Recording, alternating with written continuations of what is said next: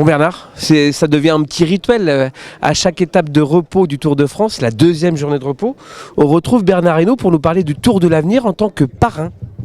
Oui, parce que ça m'intéresse énormément de voir la jeune génération, et quand je regarde ce qui se passe aujourd'hui dans le Tour, le Pogacar, on l'a vu sur le Tour de l'avenir, Bernal, on l'a vu sur le Tour de l'avenir, donc c'est intéressant de voir tous ces jeunes. Et puis cette année en plus, on aura des jeunes femmes dans la même catégorie, c'est-à-dire les moins de 23 ans, et ça va être grandiose. C'est ça, c'est la grande nouveauté.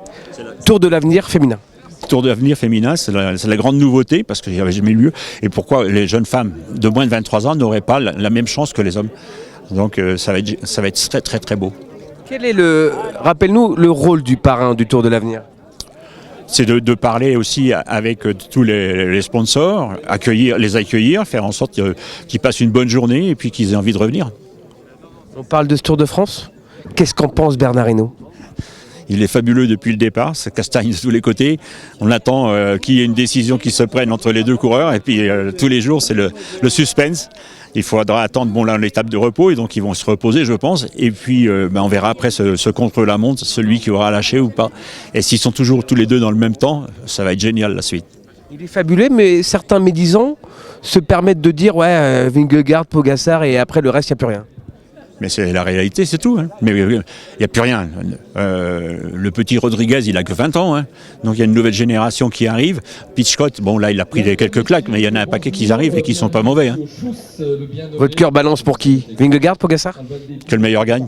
Non, on ne peut pas dire, parce que c'est super les deux. Mais vous avez forcément votre idée. Non, je crois que... on est gâté par ces deux coureurs, et dire lequel va être le meilleur, on n'en sait rien. Vous êtes convaincu par les deux? Convaincu par les deux, oui. Ils se donnent coup pour coup, et ça, on ne peut pas rêver plus que ça. Ça rappelle une certaine époque, non? Non, parce que s'il n'y avait pas de rivalité avec Greg LeMond, puisqu'on était dans la même équipe. Et les Français?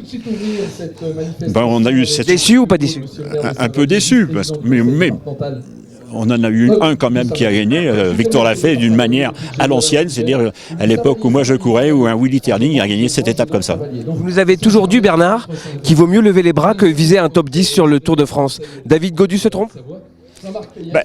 Faut voir ce qu'on a. Moi, je prends toujours exemple sur Vérin, qui n'était pas loin d'être idiot. Il perdait 20 minutes, et après il se retrouvait devant et il pouvait gagner autant d'étapes. Il en a gagné 7, plus cette fois le Grand Prix de la montagne. Dernière question. Comment expliquer ce tel fossé entre Vingegaard, Pogacar et les autres? Aujourd'hui, il est là, mais demain, il sera beaucoup plus petit, croyez-moi.